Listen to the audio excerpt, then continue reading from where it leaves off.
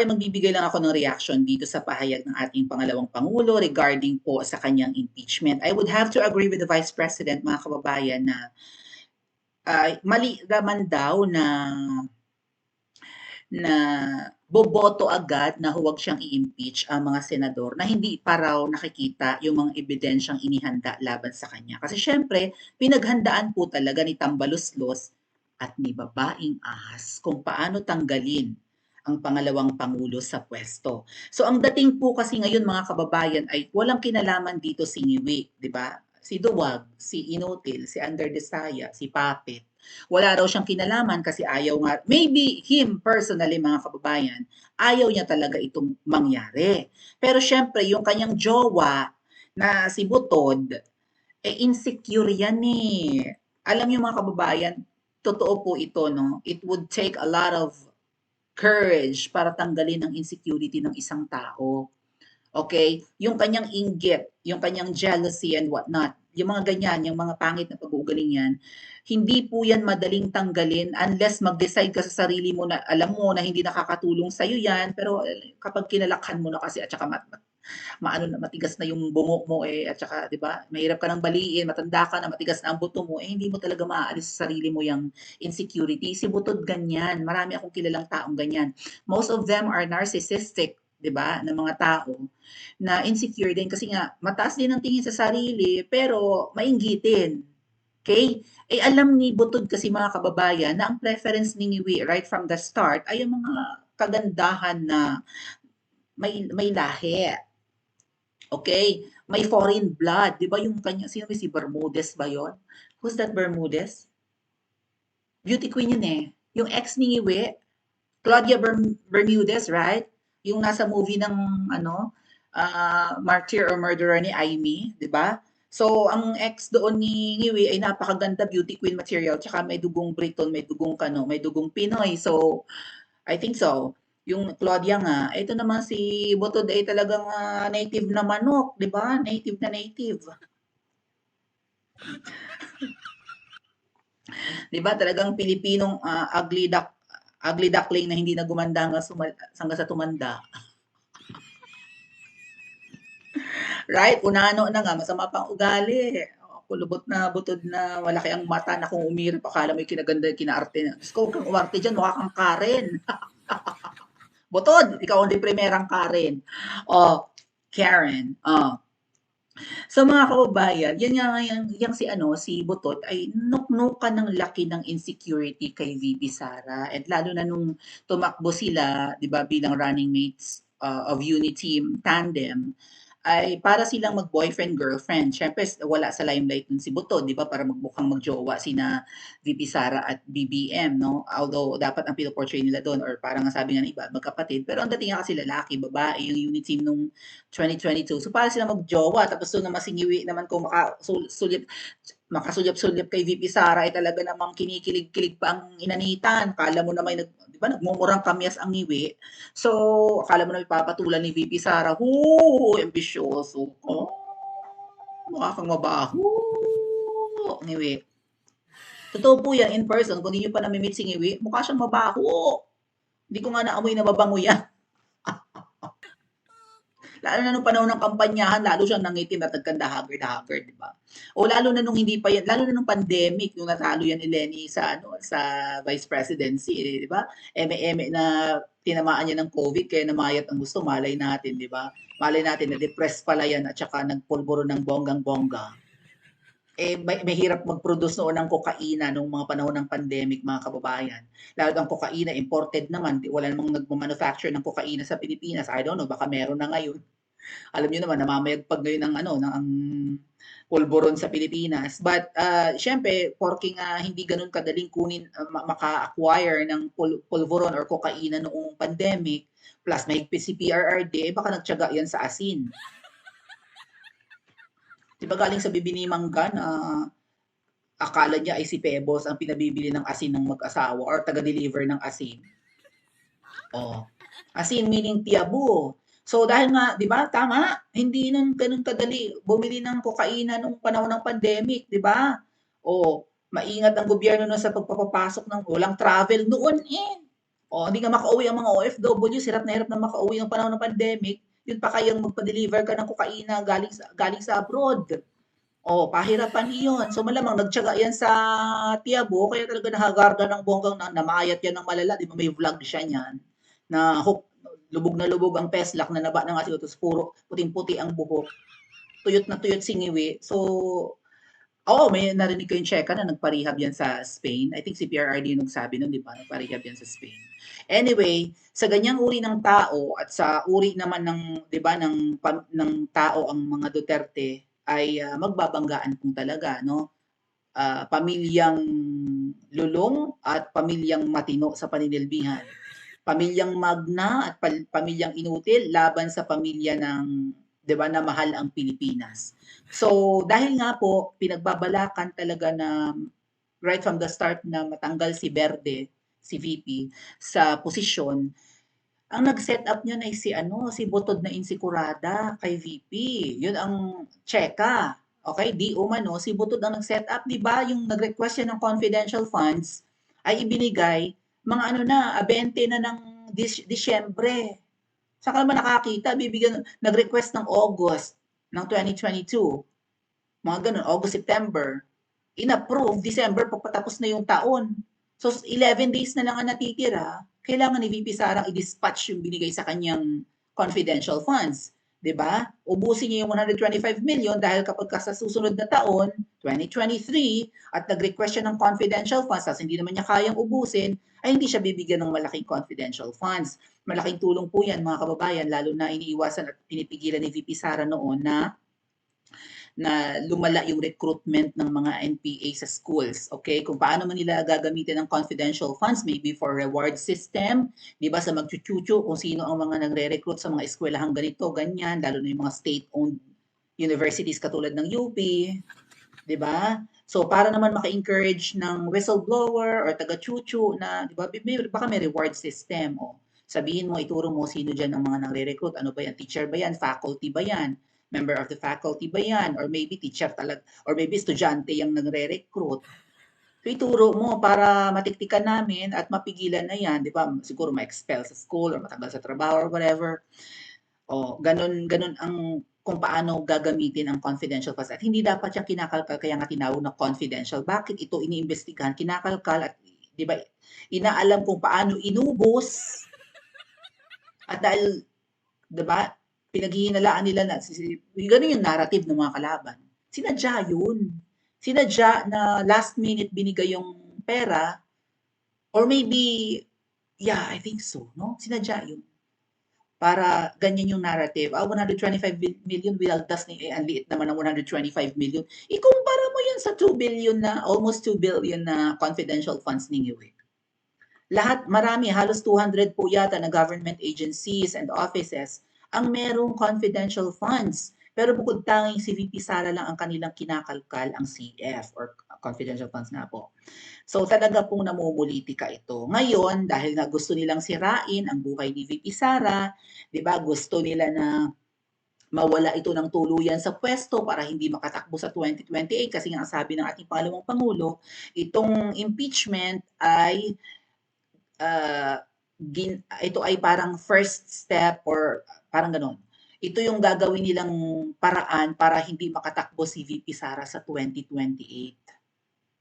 So pinlano ito ng husto ng babaeng ahas at ni Tambaluslos. Ngayon, hindi ito basta lang pagtanggal kay VP Sara as Vice President pero mawawala siya ng tuluyan sa public service. Hindi na siya makakahawak ng posisyon sa gobyerno habang buhay, 'di ba? Kapag siya ay nahatulan na guilty. So napaka-risky po nito. But to our surprise mga kababayan, payag si VP Sara na ma-impeach. Okay? Magkaroon ng impeachment proceedings rather para siguro ipakita niya yung kanyang, 'di ba, mga baraha, kanyang panlaban, 'di ba? Dahil alam niya sa sarili niya na wala siyang ginagawang masama, wala siyang ginagawang korupsyon at illegal. Hindi siya nagnanakaw ng pondo, kahit ganyan ang mga pinagsasabi ng mga alipores ni Nangiwi, yung mga Tambaluslos vloggers, yung mga Ensaymada vloggers, 'di ba? Ini-issue nila na si VP Sara ay sakim sa pera, magnanakaw, ang tawag pa nga nila ay si Fiona, 'di ba, si Mary Grace Piatos at kung ano-ano pang tinatawag sa Vice President natin. Pero ayun nga po, sabi ni VP Sara ay tanggap na niya na ito ang kanyang kapalaran. Pero hindi siya papayag na tatanggapin lang niya 'to nang wala siyang laban. Magsisiraan talaga ng buhay mga kababayan, okay? And lahat maglalabas po talaga ang kulay ng mga politiko kung sino ang totoong para sa taong bayan at sa mga Duterte at kung sino lang yung para sa kapangyarihan at takot sa powers that be na according to Mangga, ang powers that be na yan or ang 'di ba ang makapangyarihan ngayon sa Pilipinas ay ang Araneta at ang Romualdez. Oh, malalaman natin ngayon kung sino ang kakampi natin at ng mga Duterte at ang kakampi ng mga may hawak ngayon sa kapangyarihan. So ito po yung pahayag ng ating Vice President kahapon at magbigay tayo ng konting reaction dito.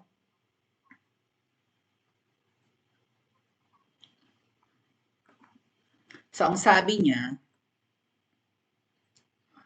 wala akong expectations of acquittal or guilty verdict. I am already at peace. Dead man na siya kung ano man ang maging resulta. No? Ang mga lawyers full throttle na ang preparations for the impeachment. May lawyers si VP. At dapat nga, si Pangulong Duterte ang isa sa kanyang legal counsel, di ba? Kaso niya isa rin yan sa rason malamang mga kababayan. Kaya pinabitbit si PRRD sa dahig. Kasi sisika to pag nagkaroon ng impeachment proceedings, tapos si Pia Ama lumalaban sa mga demonyo, magandang tandem yun. 'Di ba? Worldwide news 'yon, mga kababayan, mababalita internationally. Ipinagtatanggol ng isang ama ang kanyang anak na binabalahura ng mga nakaposisyon at may kapangyarihan. Magandang narrative 'yun, 'di ba? Magandang news 'yun. Ay, pinakulong nila mga demonyo. So siguro may dalawang panghuhugutan si VP Sara, no? Sinisira ang kanyang buhay at ginanon ang kanyang tatay. Sige, magsiraan tayo ng buhay ngayon. No? So lalabas po talaga ang dragon. Wala tayong ibang pwedeng maiano dito, no? May bigay na analogy dito kundi labanan ng isang duwag at isang dragon. Duwag niwi, tambalos-los na traidor, no? Kunwari walang alam, kunwari gumagawa lang ng tama pero talagang ahas. Right from the start, campaign manager ni VP Sara yan. Noon pa man inoobserbahan na niya si VP, kampanyahan pa lang ng 2022, inoobserbahan na niya ang galaw ni VP. Siguro naghahanap din yan ng baka nga mamaya nagvi-video yan ng palihim, di ba mga kababayan? Oh. So, yeah, naghahanap siya ng butas para kasi kung gugustuhin ni Tambi na maging presidente sa 2028, vice president siya tinatakbo ni VP Sara noong 2022, alam na niya kung paano niya tatalunin, di ba? Kung ano ang magagamit niya laban kay, alam na niya ang galaw. So, anong klase? Ang pamilyang ito dapat mawala na sa landas natin. No? Hindi ko alam kung ba't binoto niyo si Mangga. Well, sa tingin ko, ang mga bumoto kay Mangga sa inyo ay hindi na nanonood sa channel ko. I think no, ang mga Mawinians lang talaga na anti-Mangga. I don't know, kaya nyo ang mga pangdurog-durog ko kay Mangga kung nandito pa kayo. Shout out. Okay. So, yan. Sinabihan ko na rin sila, really, I truly want a trial because I want a bloodbath talaga. No? Kailangan to mga kababayan? Siraan ng buhay. Madugong labanan. You know? Walang urungan. Sisirain yung buhay ko, sisirain ko rin kayo. According to Merriam-Webster, mga kababayan, ang bloodbath ay, parang gurguran. A great slaughter. So, marami kang gugurgurin, right? Gurguran ng malala. A notably fierce, violent, and destructive contest or struggle. So, siraan nga po. Siraan ng buhay ito kasi ang impeachment, yun naman yun di ba sinira ng impeachment ang buhay ni CJ Corona. Ngayon, sisirain ng mga nakaupo ngayon ang buhay ni VP, hindi siya papayag na wala siyang laban, mga kababayan. Sisirain niyo buhay ko, sisirain ko buhay niyo. Ganito katapang ang Vice President, mga kababayan. Kailangan, sabi niya, huwag kayong bumoto agad sa akin ng acquittal or huwag ituloy. 'Di ba kung tutuusin baka 8 na kasi ngayon mga kababayan ang kakampi ni VP Sara na sa tingin natin magsasabi na no, huwag na siyang i-impeach. Pero meron pa mga ano eh, no, neutral na pwedeng ma-persuade ni VP Sara or ng mga Duterte na kumampi sa kanya. At the same time, baka ma-persuade din yun ng babaeng ahas at may tambaluslos na daanin sa salapi para bumoto ng yes. I-impeach yan. So there's a possibility, mga kababayan, i-correct ko lang din yung sinabi ko kahapon na July 1 ang simula ng 20th Congress. Ang sabi po dito sa aking na-open na article ay yun po ay ika-4 pala na Lunes yung convener or whatever, magko-convene sila. Ito po from the website of congress.gov.ph. Basahin ko lang. On the 4th Monday of July of every year, magko-convene sila. The two houses of Congress convene for their regular session, signifying the start of another year of lawmaking. So nagsisimula yung kanilang Congress, whatever, ganap-ganap, ika-4 na Lunes. So ang alam ko mga kababayan, ika-4 na Lunes ng buwan ng Hulyo. So ito ay, anong petsa to kanina? 21 yata po. Excuse me. 21 yata ng July. May, June, July. So 21 nga, Lunes.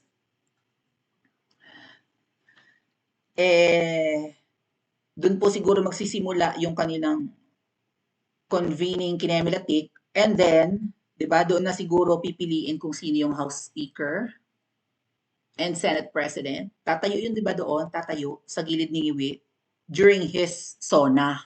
I think sabay yun, 'di ba? So, ang pahayag nga ni VP Sara, parang hindi naman tama na boboto agad kayo na huwag ako ma-impeach. Hindi nyo pa naman nakikita yung ebidensyang dala-dala nung nagpapa-impeach sa akin. Tama nga naman. So, payag daw si VP na magkaroon talaga ng impeachment hearing. Kasi nga mga kababayan, dyan lalabas kung sino ang kakampi ng mga Duterte. Unang-una, ang boboto ng yes para ma-impeach, traidor yan. Tandaan nyo yan ha. So far, 8 pa lang yata sa tingin natin na magsasabi na huwag natin i-impeach ang Vice President.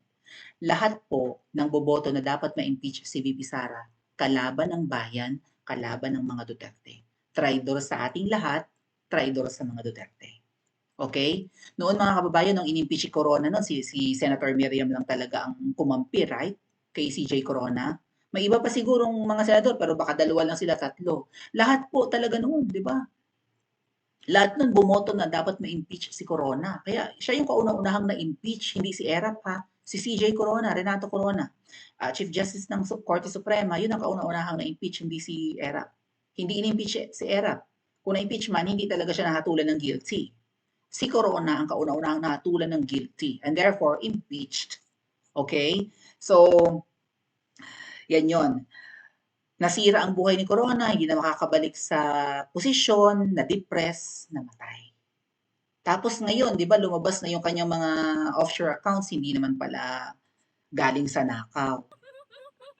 Ginamit lang 'yon para ipakita na 'di ba, na ayan, bakit biglang yaman 'yan, bakit ang daming pera niyan, 'di ba, gano'n. Yung pala baka naman talaga sa negosyo ng mga Corona yung galing, no, at hindi sa pagnanakaw ng pera ng kaban ng bayan. Ganito katapang ang ating Vice President. Sabi niya, ituloy niyo yan, payag ako, no?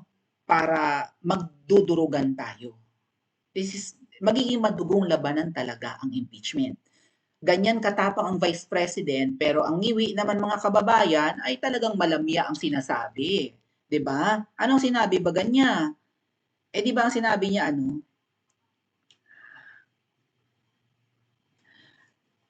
hindi naman, ano sabi ni Ngiwi? President Ngiwi is not pushing for the impeachment trial of Vice President Sara in the Senate, sabi nung Kamangyang after being asked if the administration is confident in pushing Kinemilatik. Hindi naman namin tinutulak na ma-impeach siya. Yan ba ang uri ng leader na meron tayo? Ang Vice President palaban, willing makipagrambulan, willing makipagdurugan, patayan kung patayan, siraan ng buhay kung siraan ng buhay ang labanan. Tapos yung kalaban, sasabihin, hindi naman namin pinupush, duwag. duwag, puppet, inutil, underdesaya, manloloko, pulvoronic.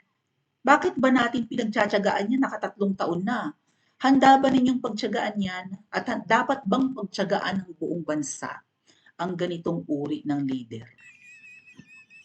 Kung sino pa yung babae, siya pa yung palaban, willing makipagrampulan, handang suungin ang bagyo, ang panganib na pwedeng matanggal sa pwesto at hindi na makabalik. Tapos itong Wiwi magtatago sa kanyang pahayag na hindi naman namin pinupush. Ay alam naman nating sinungaling, 'di ba?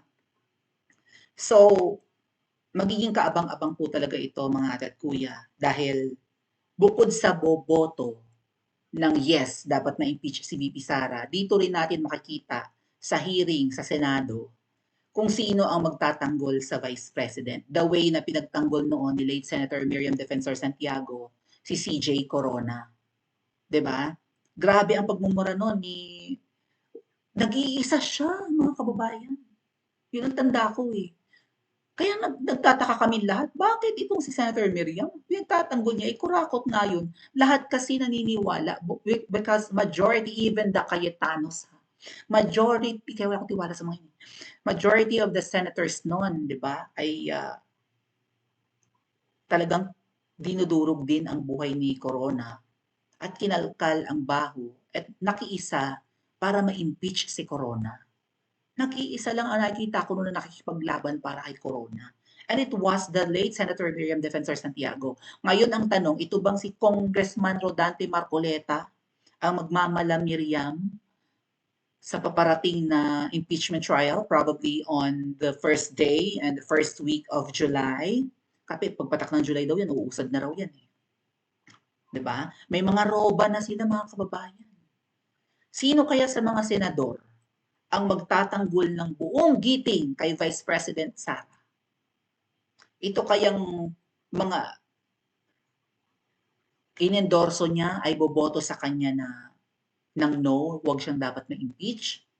And magiging kasing tapang ba sila ni Senadora Miriam or malamya lang din? Eme-emeng pinagtatanggol pero malamya ang pagtatanggol. Tapos yung mga kalaban aggressive, dinudurog si VP Sara. Pakicomment niyo po sa comment section at mag-like and subscribe din po kayo.